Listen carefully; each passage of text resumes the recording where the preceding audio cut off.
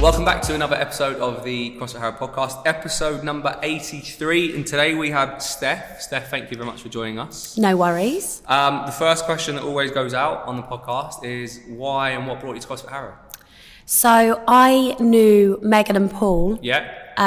who you know. They used to come here, but now they live in Belgium. I used to see on their Instagram all the time the workouts they were doing, and I was super jealous. It was never convenient for me, to be honest, because I love training in the morning and I work in the city normally, but then pandemic changed all of that. So I could never really get here and then get to work on time. But then pandemic hit, I saw you were doing the one-to-one sessions outside, I can't remember how many sessions with Keys, quite a lot. Yeah. I loved it. Got the bug. Yeah, got the bug. And joined last July properly as a member. That's it's funny how with the events that have happened, it's pushed you into doing it. Otherwise, maybe you would never really got the opportunity, or would have been somewhere in the city. Yeah, exactly. Yeah. So has fitness always been part of your childhood, part of your adulthood? Childhood, absolutely. I kind of moved away from fitness for a few years when I was around 15, and then I came back to it again when I came back to London. Some people's probably gone 15. Wow, that's but not yet. We haven't got to the why yet. Yeah. I'll tell you a bit about the journey. So when I was younger, I used to swim a lot. I was a competitive swimmer. Joined my local swimming club when I was about 7, and was there until the age of 15. So at my peak level of training for swimming, I was swimming 6 sessions a week, about 10 hours over those 6 sessions. That's a lot. Yeah, a mix of evening, morning and land training. So it got quite intense. The reason I kind of quit swimming was just started going out a lot with my friends and things. I ended up, if I was training, I'd be missing out on things that my friends were doing. And you were also at that age too, where you start 15, you're starting to explore schools, getting a bit. You find that there are, for a female, there's males and everything else, and you want to try a new thing. You go out with your friends, wherever you get up to, you go to funfair parks, whatever 15-year-olds do now, I don't know. Yeah, exactly. Well, obviously 10 hours a week, that's a lot. Yeah. I used to I'd have the whole day at school, and then I'd just go home, quickly eat dinner, and then I'd be at the pool for 6 and might be there till 8 o'clock, or, be at the pool 7 till 9. It was a lot. And my mum as well, she was a coach, so we might have to go a bit earlier. She'd coach her class and I'd kind of hang around till my session. It took up a lot of time. Yeah. And I suppose a lot was done in that 8-year kind of spell, right? Yeah. Where a lot of people probably wouldn't have done that because the level that you were swimming would have done that over a longer duration, but because you were at that level. Yeah, exactly. I can't remember when I started training that much, the 10 hours a week, but certainly around definitely remember 13 to 15 kind of age it's a lot of range. It was intense. You don't want to feel like you're missing out on what your friends are, house parties and all those things at that age, and we're saying getting up to and stuff, but that's the fun part of that age group, right? Those kind of things and stuff like that. Yeah, exactly. It's the first time in your life where you're allowed to go places on your own. Yeah. You start to become a little bit of an adult in some way. Yeah. So with the swimming, do you think with doing it just became too much, and you thought I'm kind of done with that now? To be honest, I not an injury, but I got quite ill around 14, so my appendix ruptured. Oh wow. So that set me back quite a lot. It got to the point where I'd had about a month off school, That and could it was quite a painful, quite life-threatening, right? Yeah, it was really bad, especially because it went a month of me having appendicitis and it was not diagnosed. So it got to the point where it did burst. Luckily, they caught it quickly when that happened. But it meant I'd been out of school already for a month. I'd lost so much weight because I wasn't able to keep food down. Obviously not swimming. So going back swimming after that was really tough. It was starting all over again almost. Yeah. So I think I do wonder sometimes, like, if that hadn't have happened, would I have kept at it and for a bit longer? Have you swam, like, have you gone back to swimming at all since? I did actually, yeah. So at sixth form, I spoke about obviously coming away from fitness. Sixth form was probably the main time where I was starting to become very unhealthy, very lazy. And I think the reason I decided to go back swimming, just to dip my toes in it again, no pun intended. Yeah, I was just about there actually wasn't a pun intended. The reason I went back to swimming, I remember we'd just booked a girls' trip to Malia. The first girls' holiday when you're like 17. And that's exactly where I went on my first. Really? Yeah. I feel like everyone did. Yeah, I don't know why it's such a shithole. It is bad.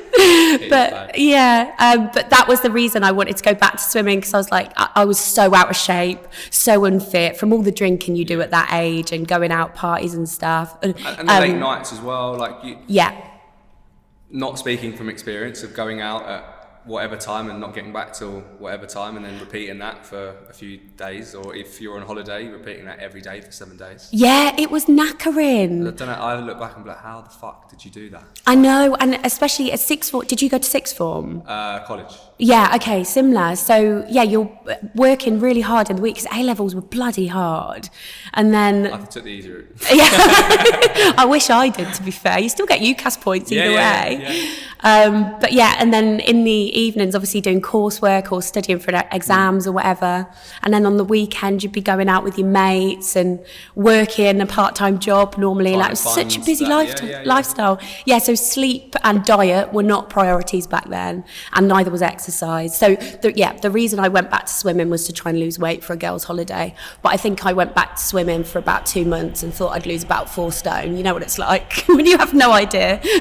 But a lot of people do. They think like I'm going to exercise for a little while and it's just going to like fall off. Yeah. It doesn't work like that. But you have to run that race and find out, right? Exactly. Yeah. So went back to swimming, and that was kind of your stepping stone to get you back to training. Well, Ish. I guess in my head I thought it would be, but didn't happen. Okay. I think when I got back from Malia, I joined just a commercial gym, like a Virgin Active, and was going. But do you know what was weird about that time? And I laugh about it now when I think back to it. Because I'd swam so much before that, I'd never really properly been to a gym and worked out outside of the water. So I wasn't used to sweating and what you look like when you were working out. So I was quite self-conscious. So I remember I always used to leave the gym the minute I started sweating. Really? Yeah. Well, I suppose you would never, because you were always in the water, you wouldn't really know like if you sweat or not in there. Yeah, I don't know if that's where it stemmed from. I mean, it must play quite a part, but also just being self-conscious at that age and not really knowing what I was doing in the gym. So a lot of your training, as you said before, was in the pool, and then where you said land, it would have been like, what, outdoor, like in terms of like some sort of interval based, like running or circuit based. Yeah, circuits. So to take that transition at how old were you when you done that? So when you go to the gym? 16, 17 when I first joined a gym. It's a massive step. And you're not to know in terms of like what you're supposed to do to some degree. Yeah. That's very interesting that when you found that you started to sweat, that was your time to go. Yeah, I don't know why. It could be being self-conscious. That's definitely the main reason. But like, I only ever remember feeling self-conscious in the gym. Like I wasn't self-conscious about my appearance or anything. Yeah, or in the water. It was just, being at the gym. So, what after that experience, did that last long? Did you get over that self-consciousness? Did you develop, like, did it become better? Did it worsen? I was kind of like that at uni as well. So first, I was so lazy at uni. This is the time that I was talking about where I just wasn't into fitness at all. It was uni. So it was so bad that I didn't have a job at all outside of uni. Considering how much free time I had. My course, I think it was like 10 hours a week or something. What did you study at uni? Marketing. Okay. Yeah. It was actually marketing, design and communication, which makes it sound a lot more dossy and probably more realistic. So yeah, 10 hours a week, first year, and I didn't have a job or anything. So what I was doing outside of uni was going out, eating, chilling, sleeping, Drinking and just socialising. yeah, and those, yeah. So But it's very common though. Like everyone that we've had on around the university time, it seems to be a culture of university. yeah, that's it. I massively regret not getting back into swimming at uni because I went to Nottingham Trent, and there was quite a big sport. They had a lot of team sport, and it was quite a big culture at uni, but I just never got into it. Yeah, no. I think maybe, like, thinking about it, that maybe it's because you go from like a little bit, well, being at home, and then you move over to like almost being more independent. And you kind of like, no one's there telling you can't really do that or you shouldn't do that. Yeah.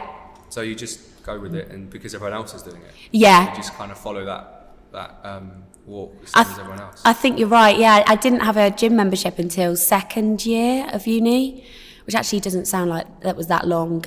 But even then, it was getting to the gym, leaving when I started to sweat, not having a clue what I was doing, but also not having enough money to afford a PT. Yeah. And back then as well, I think the big difference between then and now is obviously Instagram, because now you can go on there and easily find a workout. If you don't know what you're doing, you can find somebody to watch doing stuff. Whether it's a good thing or a bad thing is a different... Yeah, it depends who you're watching, yeah. Yeah, absolutely. But back then there wasn't none of that.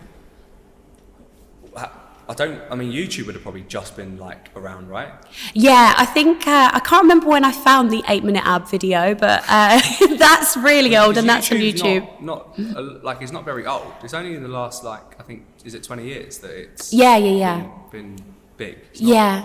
Since it got bought by Google, it's been massive. Because Facebook's only around the same, like 20 years. Well, actually less, I think, because I remember Facebook when I was maybe 16, 17. That was like 15. Yeah, same. Sixth form age, like 17. That's kind of when it started coming out, and that was, I think, the same time as YouTube. So there wasn't a lot of resources. Actually, a lot of people used to have like DVDs. So I remember like Insanity used to be. Oh my God! Yes. I think it sold millions of records, and there was P90X. Did you ever hear that one? No.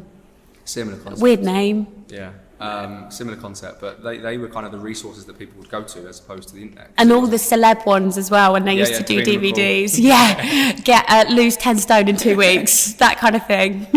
I don't know how it gets sold, but it does. Yeah. So what the university side? What made you choose your degree? Why marketing? I honestly, when I left sixth form, I had no clue what I wanted to do. No clue. And I ended up just picking a course that was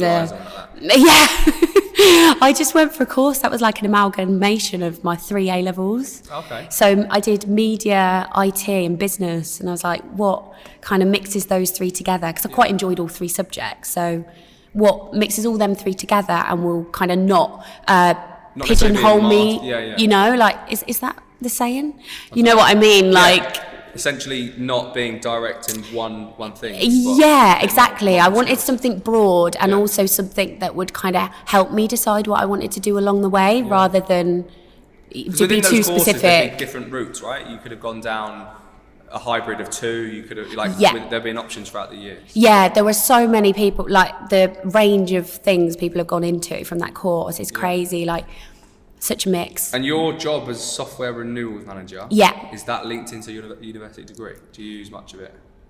No. Completely different? Not completely different. I guess because it was a business type degree at uni, but I kind of fell into tech in my 3rd year of uni, because I did a placement course. Okay. So you do 2 years at uni, then a year in industry, and then you go back and do your final year. Right. So my sandwich year was done at Xerox, and that's a tech company, the printer company. Okay, yeah. So I worked there, and I was in a kind of sales support marketing role. So that was like my first taste of a sales role, if you like.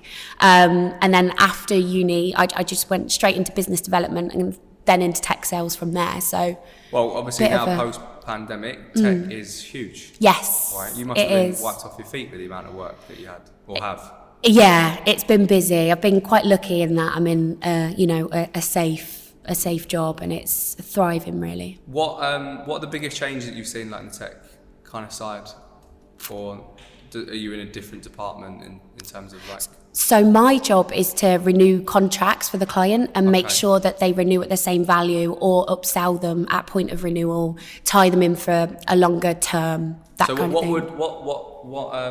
What would they be buying? Is it like the software for the systems that they use in the shops and things? Is that kind of stuff? Yeah, so the product I work for, the company I work for is Tableau. I don't know if you've heard of it, but it's a business analytics software company. So our product provides data insights to organisations.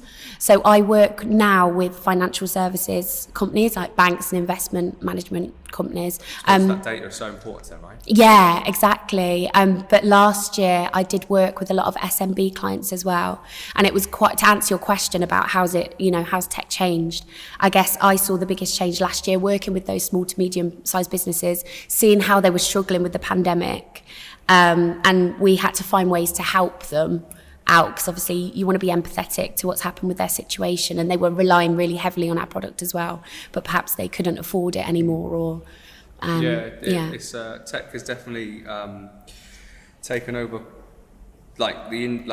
most performing industries, right? I watched a video that just popped up. There's I think some of the industries that successful entrepreneurs wish they got into sooner, or if you are starting now to get into, would be tech. Yeah. Purely because obviously everything's moving online. Yeah, right. I can believe that.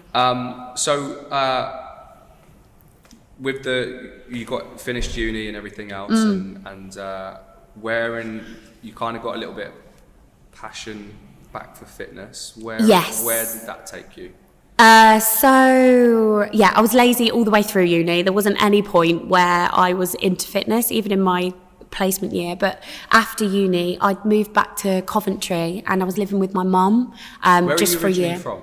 Rugby. Okay. But my parents, my mum moved to Coventry when I was in my third year of uni, I think. So it's not far. But basically, all of my friends lived in Rugby still.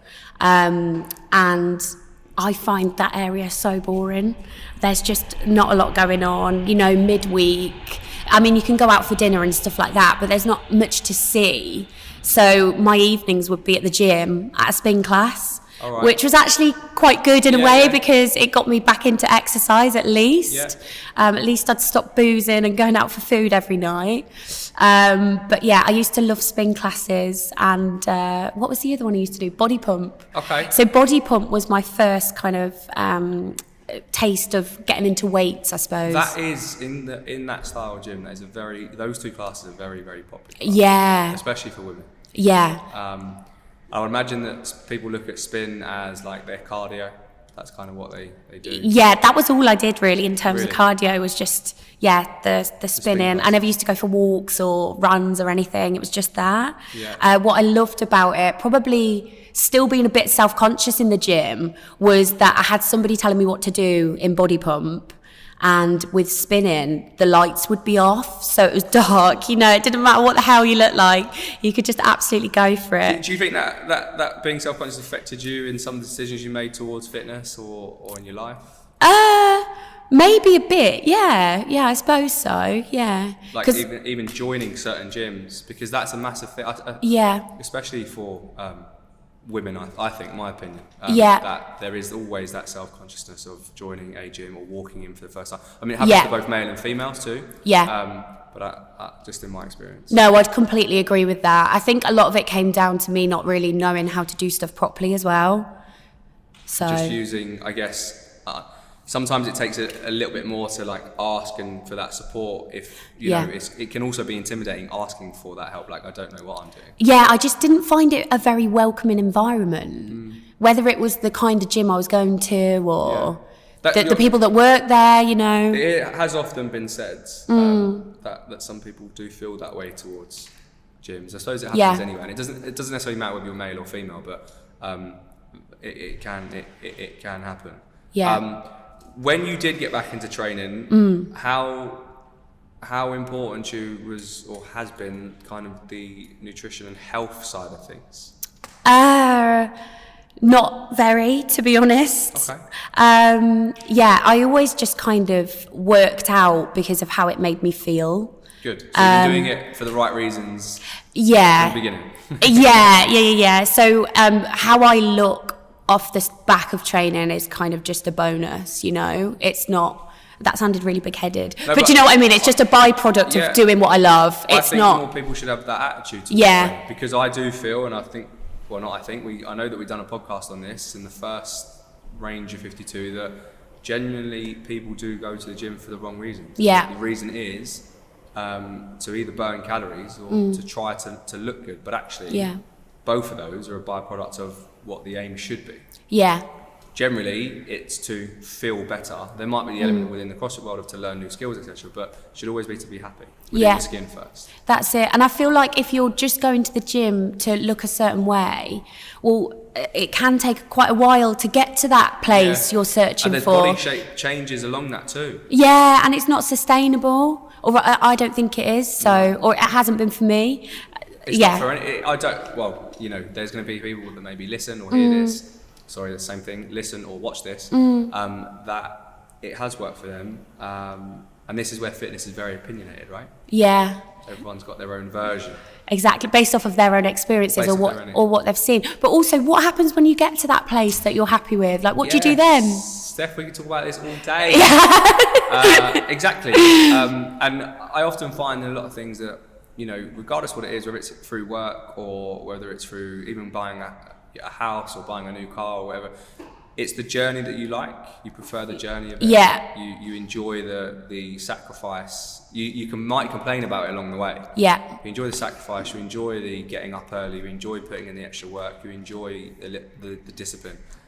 Yes, you do enjoy that result at the end, but that is very short-lived because you then find something else. Yeah. You want to find something else. Exactly. So yeah, I'm not focused anymore on how I look. Obviously, I'll be able to tell if I've put on a bit of weight, but normally I'll know why that is, and it's because I've been going out a lot more than normal. Do you fine-tune your lifestyle like that? So where you feel like you're socialising loads, you're eating out loads, you know, going out drinking more, do you feel that, right, I feel like I need to tone this down for a couple of weeks or whatnot? Yeah, but it'll only be because I feel shit. Yeah. It's not because, oh God, I've been out for 4 nights, I better, you know, I better juice diet for 4 days. I don't do that anyway, but yeah, it will just be because I feel like a bag of shit. Yeah, it does, and it impacts your day to day, right? Your work, your wake up time, your sleep time. Just so tired, lethargic. Yeah, it's not worth it anymore. We were talking about that the other day, weren't we? How? Yeah. What have you found that your biggest like struggle has been with fitness? What is there any has it been consistency to training in the last? What do you think your biggest struggle has been, or has there been? Yeah, I suppose before I joined CrossFit, when I was or even now, Yeah, no, I was just going to say it wasn't a question. No, before I joined CrossFit and when I was just going to the gym before work. So I've done that since I moved to London in 2014. That was my routine, go to the gym before work. I used to love that because it'd mean that I missed rush hour. Yeah, and then if I had a shit day at work, at least I'd done something I loved first thing. Yeah. So yeah, I'd go to the gym for an hour and then go into work. But I got in such a routine of just doing the same thing week in, week out. No kind of, I never used to really up my weights. I did within, 2014, moved to London, and I was doing that same routine until the pandemic last year. Really? So that was 6 years? Yeah, nearly 6 years to March 2020, because that was when I stopped working in the city. I was probably lifting the same weights at March when I stopped doing that, similar to 2014, and now I'm like, no wonder there was, I lost weight and my body did change here and there, but no wonder I was not feeling any stronger. Why do you think that was? Why do you think that maybe you didn't change, you didn't increase, did you change in terms of the movements, or did you change the style of training? So sometimes you might have done a superset. Was it kind of that style of training that you were doing, I think weight training, supersets, the whole drop sets, giant sets, all those things? I was kind of, what was I even doing? It 3 sets of 10s, 2 sets of 20s, what? So I guess I mixed up my approach. For a while in the beginning, I was doing Kayla It Seems, that program where it's 28 minutes, 4 sets of 7. No. She's an Australian PT, but she was one of the first people I saw to do the online programs. No, maybe if I saw her face, maybe I'd recognise. Yeah, you might do. Yeah, no. So she done, her concept was 4 lots of 7 minutes. Yeah. Without, you would, as in 4 different workouts, 4 different style workouts within those? It was two different workouts, so you do it twice, each one twice. So I did that for a little bit, and then my main thing was the classes at the gym, to be honest. So I used to do a lot of HIIT classes, circuit training, which if you go to a good gym, they do mix it up week in, week out, but then some, it might just be the same thing every week. That can happen. What would you say your biggest wins have been with fitness? I think I've got one for you, but... Have you? Yeah. I was going to say joining CrossFit. Oh, I wasn't going to say that, but that's a bonus. You can pay me after. No, genuinely, it was joining here. Yeah. And getting into CrossFit for sure. Did it give you like a different dimension of training? Do you, like, in terms of how you feel? Did you feel that you get more out of it, more productive in terms of what you're learning, what you're achieving, etc.? Yeah, exactly. I just love the way that it forces you out of your comfort zone, and there's always something new to learn. Like you'll never master it. Yeah. Well, they know what you can, but then there's always something to refine. Yes. I was going to say that I think your biggest win, listening to what you were saying, was doing it for the right reason. Yeah, and that's good as well. And not being sidetracked with everything that goes on around, the social element of it, in terms of what you see on social media. Yeah, true. And what you've maybe seen in some of those gyms. Past, because that would have been what you see on social media would have come to real life in those style gyms possibly too. Yeah, no, that's a really good point. So I think that's a big win for you. Yeah, probably. And I think as well, we were talking about before, why was I still lifting the same weights in 2020 that I was in 2014? I think actually thinking about it, it's probably because I never appreciated how good feeling strong can feel. Yeah. So I was always fit throughout all of that, like easily run 5 to 10k or whatever. But I never, until coming here, I don't think I'd ever truly felt strong. That's really good. Yeah. That's amazing. Yeah. How did the pandemic affect you in terms of you were going to the gym before work, had that kind of routine and stuff. How did it affect you once it came into effect and you were like, oh, what happens now? What with ruining my routine? Yeah, your routine, or even the whole concept of going to work. Obviously, life's very different now. Yeah. Training and stuff, because there was a big stint where you couldn't do it. How did that affect you? Did it have any impact on your mental health? Did it have any impact on your physical health? In the beginning, I was genuinely so scared about losing my fitness. Yeah, I was like, I'm going to have to really be motivated now. Because before it was kind of easy when it was just my daily routine of get up, go to the gym, then go to work.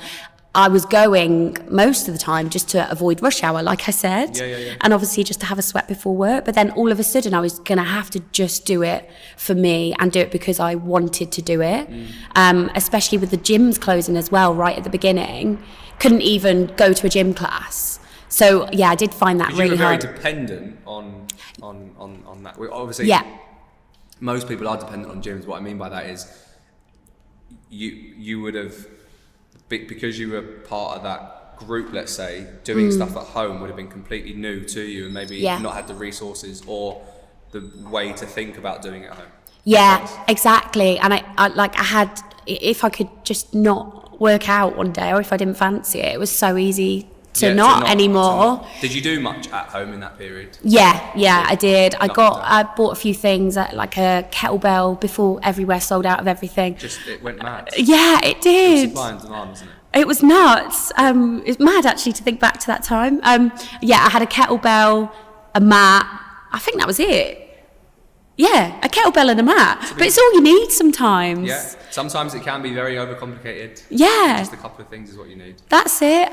So yeah, I did a few weeks of me just doing like HIIT workouts on my own, and then trainers started to do live classes and stuff via Instagram. Once everyone worked out the tech side of it. Yeah.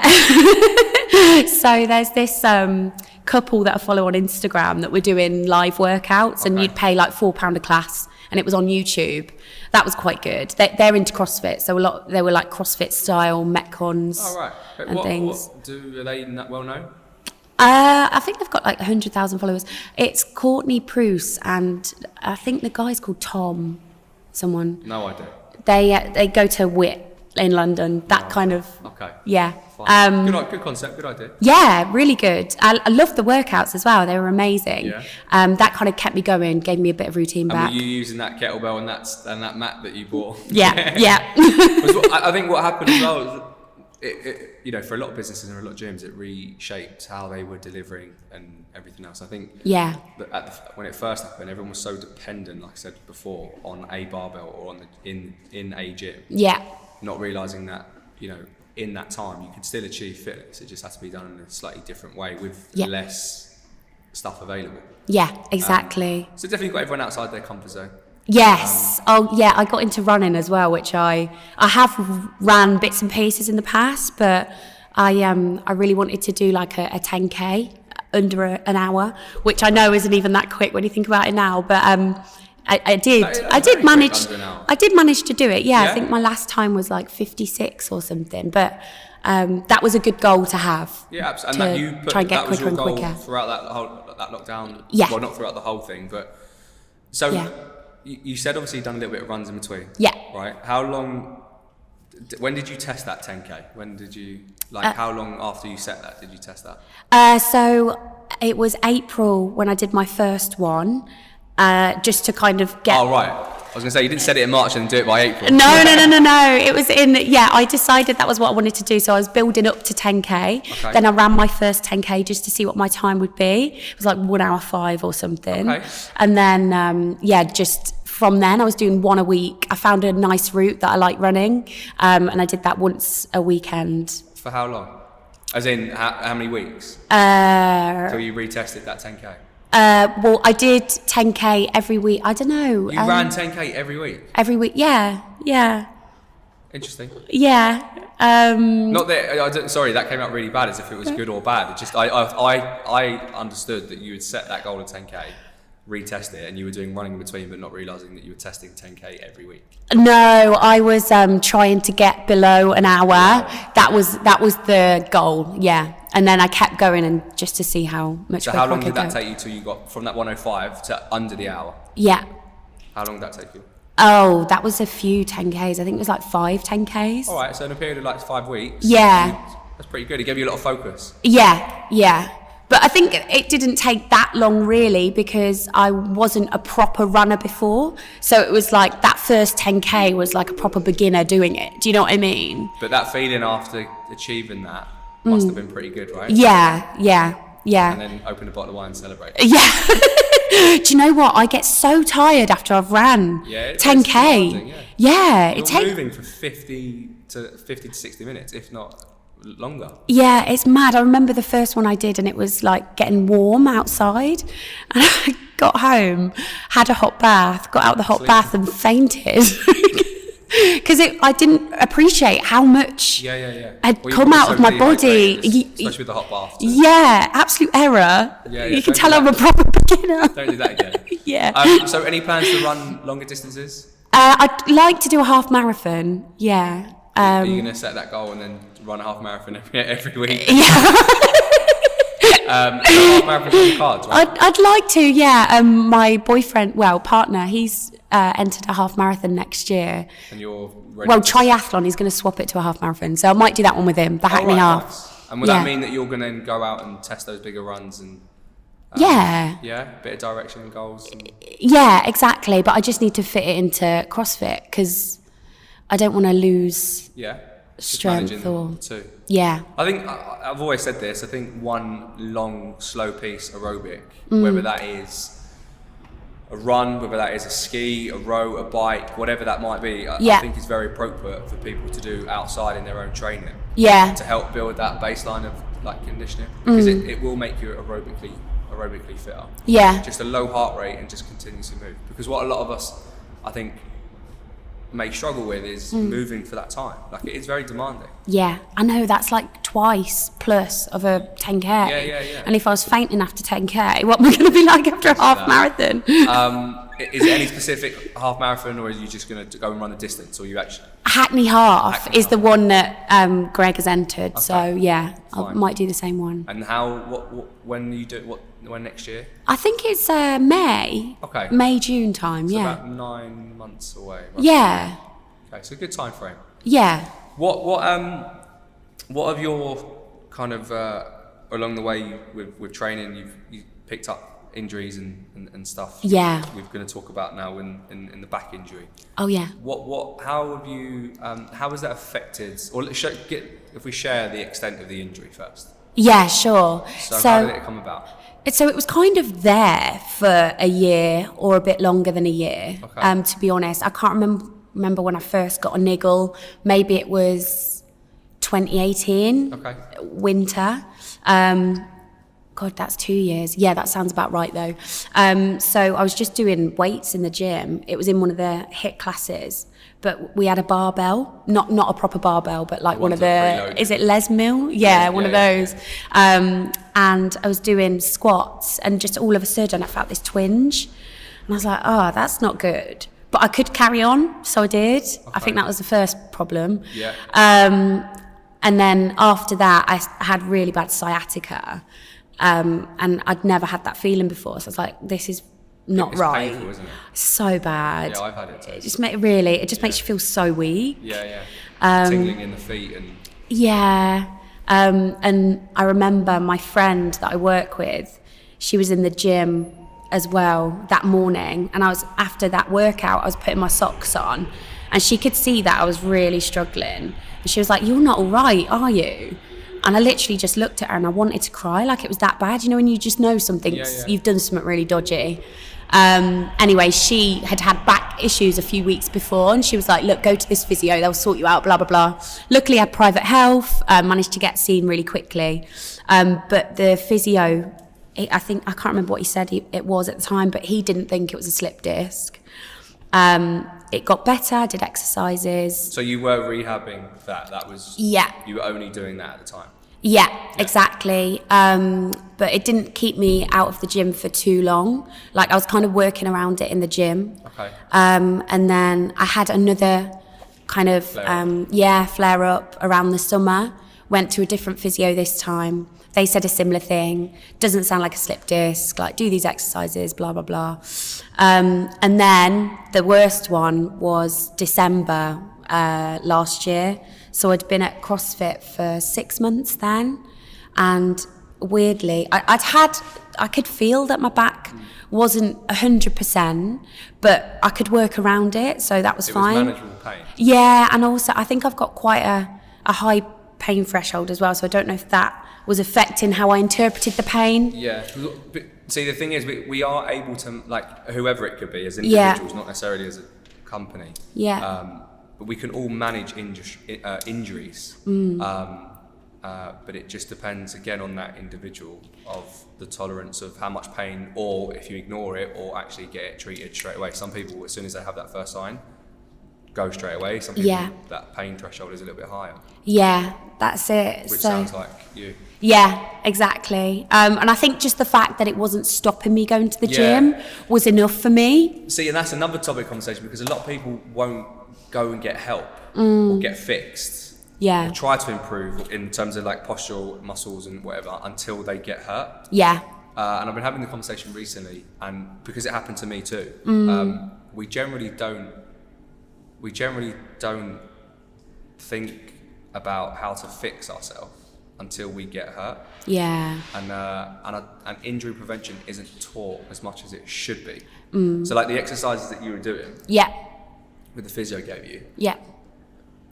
That should, this is me like thinking way ahead, but that should almost be like some sort of prerequisite getting into fitness as a kid, because obviously we get imbalances, like even how we may be sitting, we're sitting into one hip, we're leaning into one side. Yeah.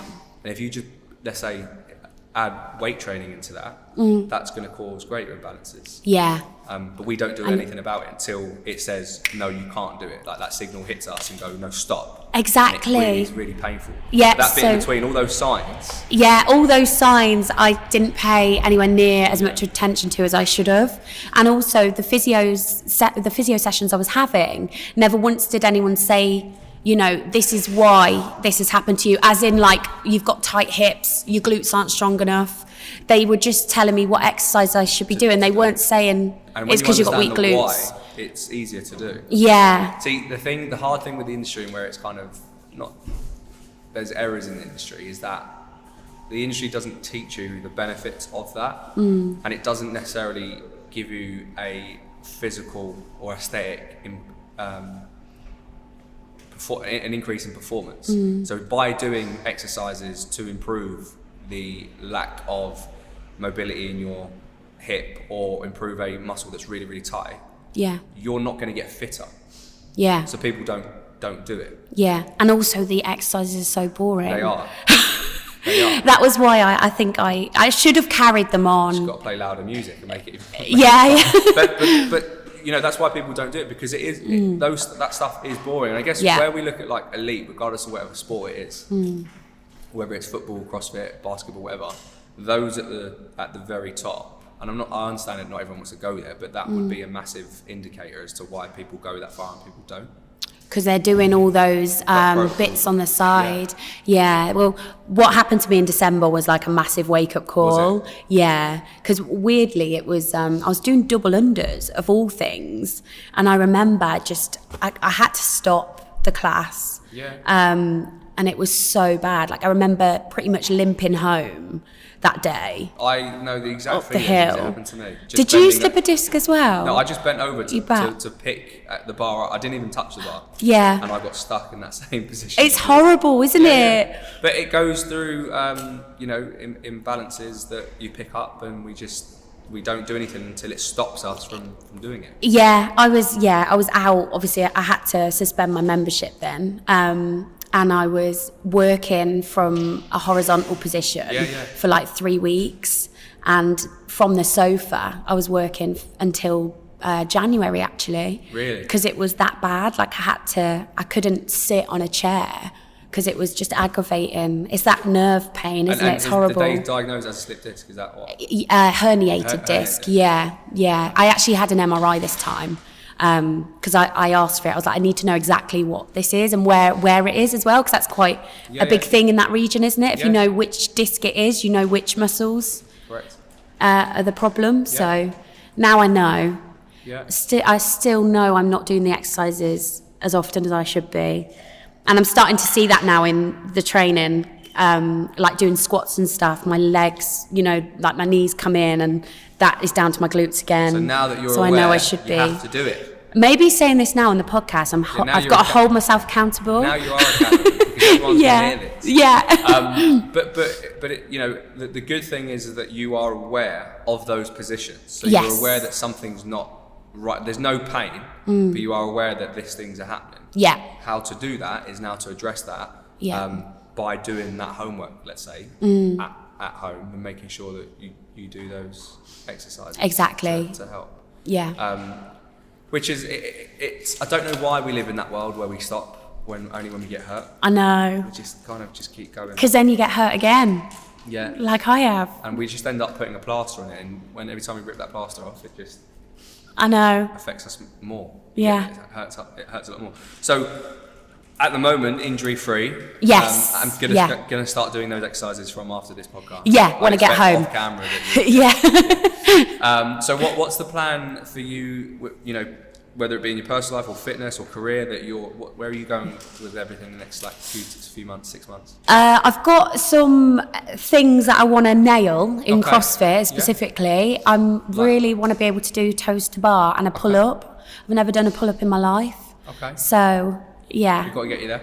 Yeah. We'll get me there. Career wise, I still feel like I don't know what I want to be.